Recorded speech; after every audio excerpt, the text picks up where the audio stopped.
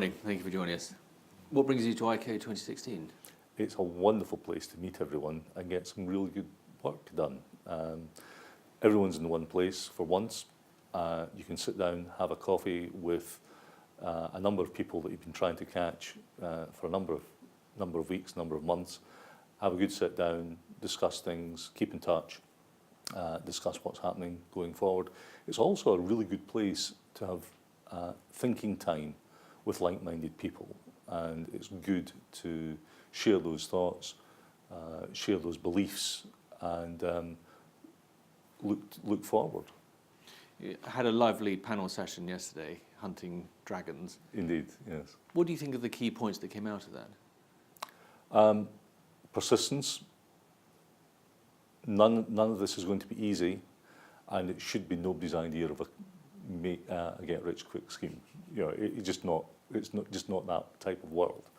But if you've got the right project, if you have a solid business plan, and I think that was another thing that came through, you really do need to invest in the time to develop a solid business plan and work that through how it's going to be financed, how it's going to be built, how it's going to be deployed, how health and safety fits in.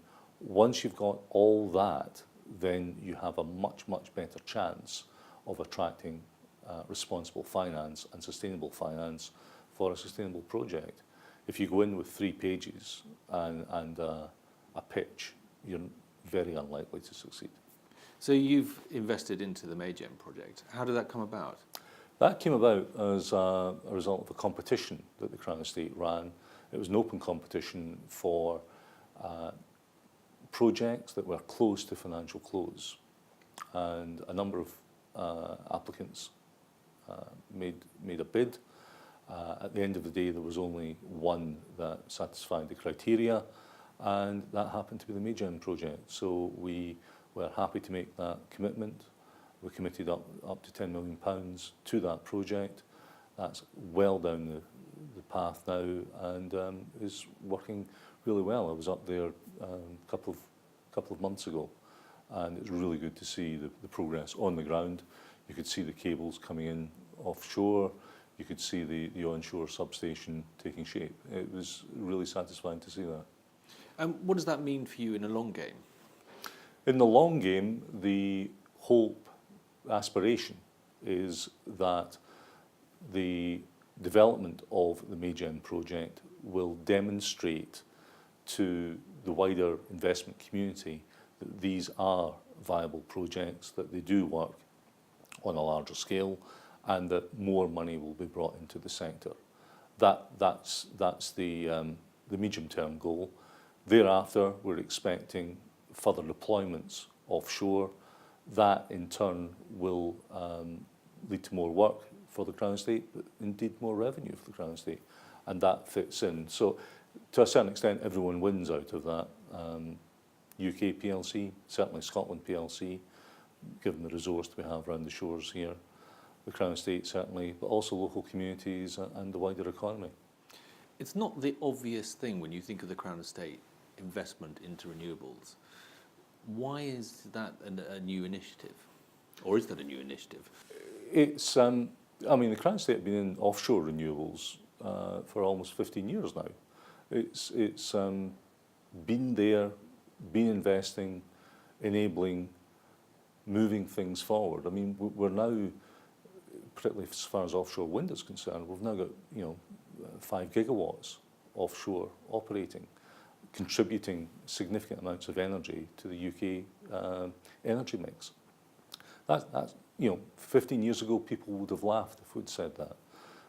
We've invested up to £100 million in round 3, the big offshore wind world, and we're doing the same stimulating work in respect of wave and tidal current projects. I mean, this comes down to the people that we have in the Crown Estate who are really energised, in a good way, to make all this happen and to make this work. And we've been very fortunate that our board has been very supportive of that up until now. So what next? What next is to make this, demonstrate how this works, and capitalise on where we've got to. There's no point in beating around the bush. The industry has had some setbacks of recent times, but we have to put that in context. This is a developing sector, and we will have setbacks along the way. But the underlying progress is steady, and it's moving forward. We would like to see that a bit faster, and that was part of the reason, as I said earlier on, about the investment in Maygen, to stimulate that success and to stimulate that growth. If we can attract that additional money, we can get more projects in the water, get more generation onto the grid, and everyone starts to win. So, in terms of new developers, where would they start to engage with the Crown Estate in terms of deployment or development? We would like to speak to them at as early a stage as possible. We do have a lot of expertise. We do have good people who can point them in the right direction of various other agencies that will be able to assist them with regards to planning regulations and site-specific details. We have a database that's probably the best in the UK for offshore data. The data layers in that exceed 500. It's a very deep resource that we can call upon. We can give advice to developers.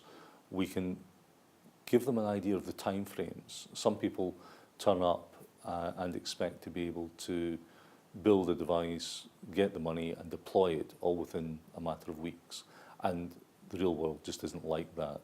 We need to, or people need to understand, developers need to understand at a fairly early stage of they need to understand the environmental implications, they need to understand the planning restrictions, they need to understand that everyone's actually there to help, but they need to give us enough time to do so and to put things in place. We launched last September a new leasing round specifically for this, for devices and small arrays of up to 3 megawatts. And the idea behind that was it was going to be quicker, leaner, smarter, and we're hoping that that will help ease that. And that's open now, and as I say, we launched that last September. We've had a lot of expressions of interest in that, and people are now starting to use that. It's there when developers are ready to use it. But again, we would urge them to speak with us early on, and we can make that work for them and for the sector as a whole. One thing that's becoming quite apparent is there are a lot of international players who are looking to move both the development and the deployment to Scotland. Why do you think that is? Well, we can't overlook the resource. We do have a significant resource in Scotland. I think we also have, there's a general willingness within Scotland. It's a relatively small country after all, and there's a willingness amongst all the major players to make this work. So we regularly have meetings with Marine Scotland, with Scottish Enterprise, with Highlands and Islands Enterprise, with other agencies, with the government, and we have fairly open and sometimes fairly robust discussions about how we can make this work going forward. But the underlying movement, the underlying will is always to make this work. And I think developers are starting to recognise that. And there's very few people that are doing this with the intention of slowing it down or blocking it. Certainly being the Crown Estate, that's just not what we're there to do. Everyone is doing this for a reason. They believe in it. They believe that this is for the greater good, and are very professional in how they deal with things. What does the future hold? It's still got a fair way to go, I have to say. This isn't a done deal, and there's no guarantees. However, I think there is a future. We do have to start looking at reducing costs. This shouldn't be seen as a sector that will, in the long term, and I emphasise long term, be one which will always be subsidised. We have to be able to compete, or at least have a line of sight to level competition. That we're not there yet, and there's still going to be a requirement for public money to be injected into projects, both at the capital stage, but also at the operational stage. But we need to start looking at ways of reducing the levelised cost of energy for these projects. That will start to bring its own benefits as well. And not just for the energy around the UK and Scotland, but the export potential around the world is huge. Ronnie, that's fascinating. Thank you very much for your time. Thank you.